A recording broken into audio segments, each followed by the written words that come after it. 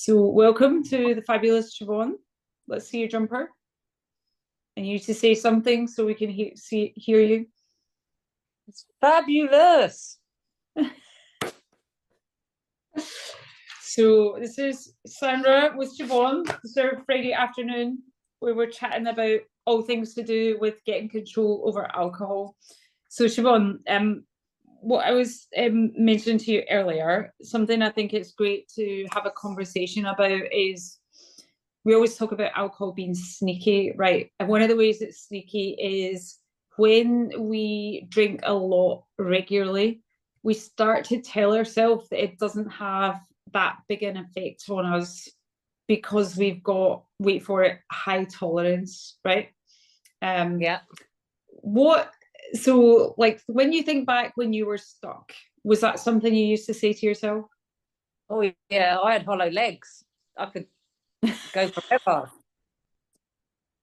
It didn't bother me. I could go to toe with men twice my size. It was fine, but because it didn't really affect me, and it was, and I think and I really did believe it. That and it was almost like a badge of honor. That's how you do it. I mean, and don't forget, was it the 90s with like the ladette culture, and that was kind of ingrained that if you couldn't keep going all night, then what was it, go big or go home? So we all went big. Yeah.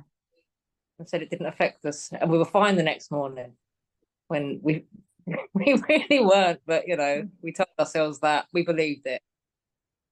Yeah. So like when you look back, like even in like more recently, right? Like so like when you were like before we started working together, right?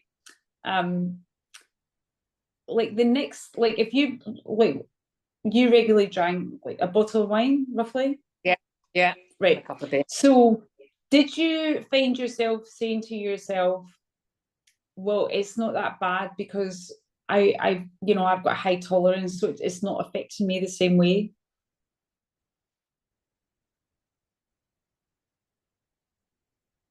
Yeah, and a bottle of wine, but it wasn't sit down and drink a bottle of wine. It was function as well. It was clean the fish tank. I'll have a glass of wine while I do that, because everybody does that, don't they? Yeah. No, it was just because but the more I drank, the more I drank. So, and it just increased, but because my tolerance was just growing and growing, and yeah, it was affected. And the thing that I think is really interesting about what you said, like you were still doing stuff, right? So, because sometimes, like, I know what I used to think was, right, well, if I haven't fallen over, if I didn't lose my phone when I was out at night, or like, it was like if I wasn't falling over drunk or like slurring my words, or there wasn't like a big argument, then it was fine, right? It was absolutely fine. It was the same as if I hadn't been drinking. And I think like I did really, like, I think part of me did believe that. It's interesting how I guess we can't see it, right? So we are saying to ourselves, oh, it's fine, like nobody notices, like, because we speak to people that are, they come home and they try and make sure that their family only think they're having a glass where they're actually having a bottle. And then they're saying to themselves, well, nobody else seen me. And I get it, right? I mean, obviously there's no judgment, because like I used to always tell myself that. But did you notice that yourself? Like what like with your daughters, were you sort of trying to play it down? Oh yeah, hide it.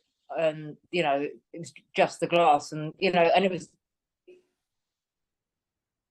not, sort of, wasn't obvious when I actually started. It wasn't there straight away. I mean, later on in the evening it would just be there on the table, but to start off with, it just, it's almost like pretend it wasn't there. And then it got to the point where you actually weren't that bothered. But I think you were saying about the tolerance and going out. I think you'd be in the pub and you think, oh, look at them. I think they've had enough. But not, if I actually held a mirror up to myself, it would be like, maybe I should have gone home as well.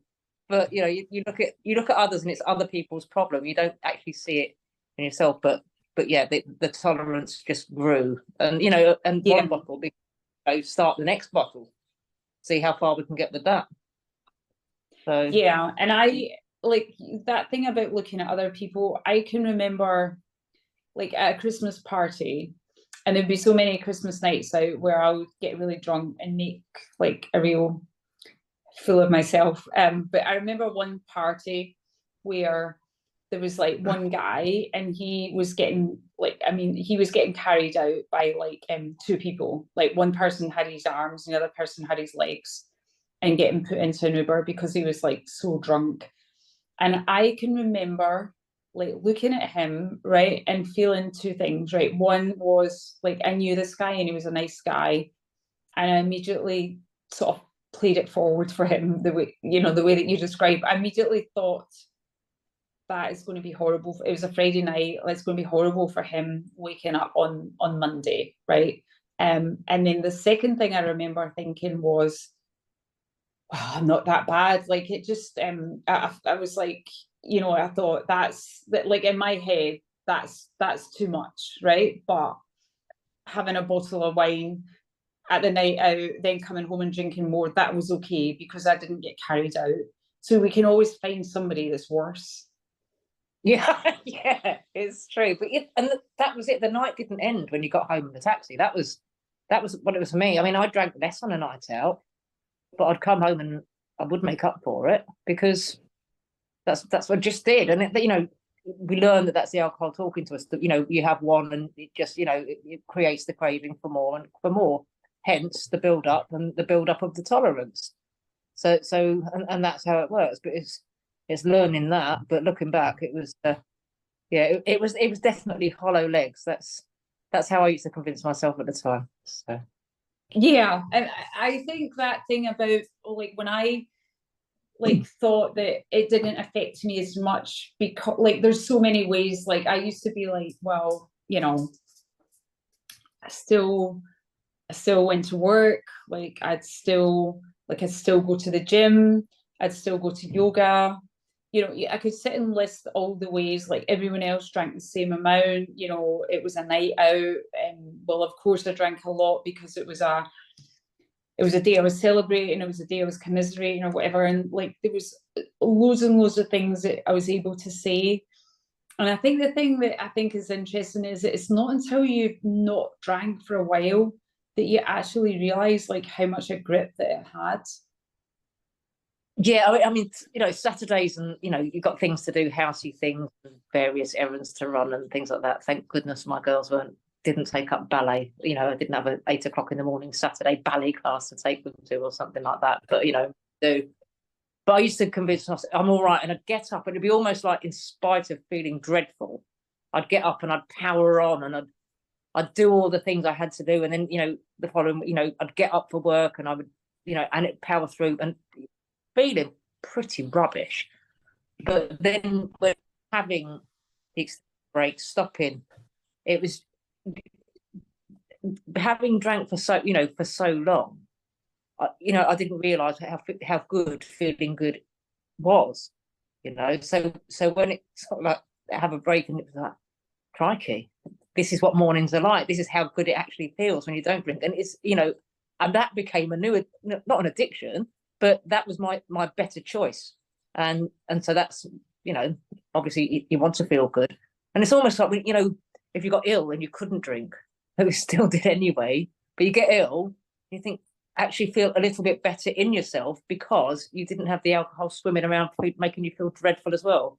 Yeah, you might have a temperature, Yeah. but you just didn't have that dragged down by alcohol feeling as well.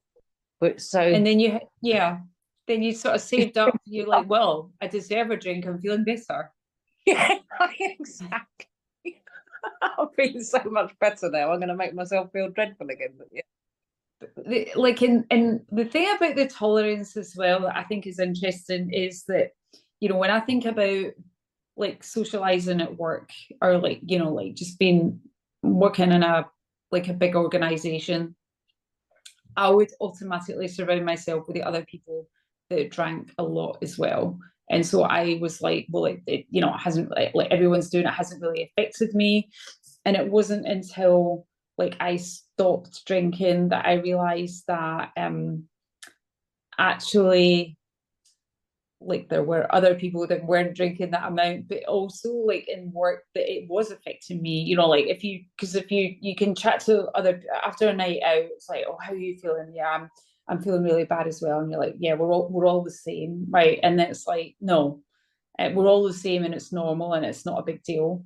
And then when I stopped drinking, I was like, well, actually, I feel a lot sharper today. Like I Mm. trust myself, I trust my judgment, and I'm not putting things off. Like I'm not like, right, I'll do that when I'm feeling sharper. I'm like, I'll do that now. And that was a bit of an eye opener, right? So how I would have said to you, I you know, I'm fine, I'm a hard worker, I get through it. But it was taking me longer and I wasn't doing as well. Yeah. What was it you said about your work? No big decisions on a Monday.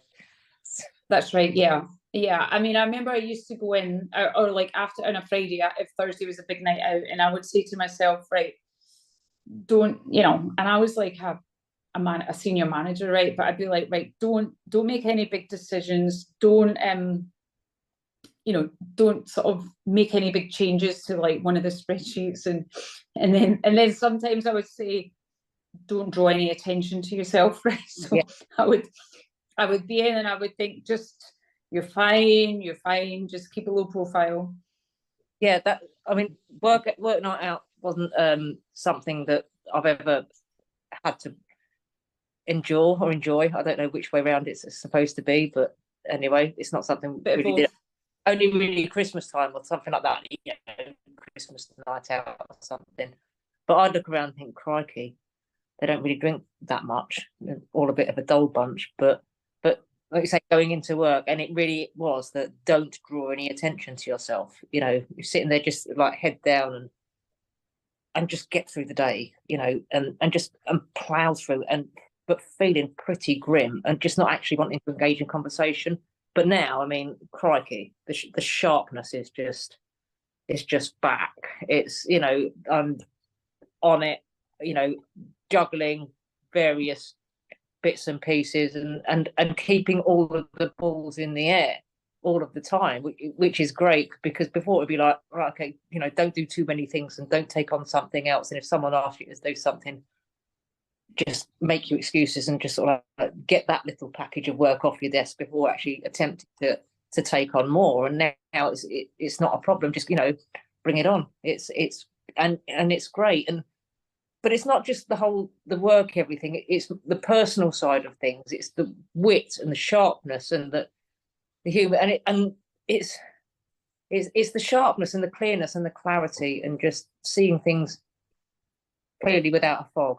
You know, not a hangover fog or a drink fog. Just having the whole outlook and all of the rubbish moved out of the way, and it's just such a big difference. It's Yeah, yeah. And I like I know that like you know, when I was still in my corporate job, like after I stopped drinking, like after a night out, I would see people the next day, and you know, the people that I knew that drank a lot, and I would notice like things like their voice was deeper, and they're like they you know, they looked pretty rough, their face looked rough, they were sort of, you could just tell by their manner, they were feeling a bit sheepish, they were a bit on the back foot, and they were looking for like reassurance, and I thought I could see by the way they were acting and talking, like it reminded me how I felt, right? And it's like, it's that the first thing I used to say is like, is Rod Stewart joined our team, right? Is Rod Stewart arrived? Somebody would be speaking with a really deep voice. And then it's like you look at them and you think like, oh my god, that was me. But the other thing that I used to do to try and make myself feel better is I would just go and do like online shopping, right? So I would buy something just to cheer myself up. And that, you know, that's like, it's like focus on something else. Like I would, you know, it would be like the exhaustion the next day of trying to get through the day with all the anxiety going through my head, trying to just focus on work. Like if somebody came over, if you got a minute, I'd be like, oh, oh, like what's, it's just, I've been caught. So, I mean, just removing all of that is, I mean, when I look at you, like, it's no wonder to me that you've been promoted. Um, but but Yeah. but you must feel like I can see how much more confident you are. Like, what have you noticed at work? What have I noticed at work? Yeah, Yeah, it's the confidence and the drive and the passion and the zip. Get it done, and the clarity. I mean, because I deal with numbers as well. I have to look at spreadsheets, and before it was like and I hated it, but now I've got the sharpness and I've got the whole toolbox. If you know what I mean, I've got the whole toolbox, and I've always been quite an outgoing person. But and we say about we always thought we were an extrovert, but actually when we stop drinking, we can sometimes find that we're not quite as extrovert. But I've still got the personality to bring people in, and it's having that clarity of how dealing with situations and people and flipping your style. But and sometimes when you weren't feeling great, you actually couldn't care less what others wanted. You just sort of like just had to get on with it and just plow through. But it's just having the whole package of feeling good, feeling confident in myself, confident in my ability. The ability was always in there, but I'd always doubt myself because I was thinking, like you were saying, don't draw attention to yourself. Don't let anybody come too close because it might knock them out. So it was just all of that. Oh, don't speak to me. I don't want to speak to you back. It's just the whole feeling good, feeling clear, feeling sharp, and no fog. That's just the best bit. And confidence in that's like how when you I couldn't have worn fabulous. this. I could not have worn this a couple of years ago because I'd have had something else across it, probably with 4 letters. So when you when you're going to work on a Monday now, like what do you notice that's different? Like how did you used to feel on a Monday? Oh, crikey, Mondays. I used to dread Mondays. I absolutely dread Mondays. And I just used to feel sick of the thought of going to work on a Monday, and even like working from home and all of that kind of thing. I felt sick of the thought of turning on my laptop. It was just like, oh, crikey, here we go again. Oh, God almighty. Oh, I'll turn up. Just, the body was there, but everything else was good. This switched on at all. It was just vacant, and there's nothing worse than just having an empty suit or sat in a chair, is there? Doing nothing, no productivity, no life in them. It's just, you just sort of, oh, hang on, is there anybody home? Hello? And, but now it's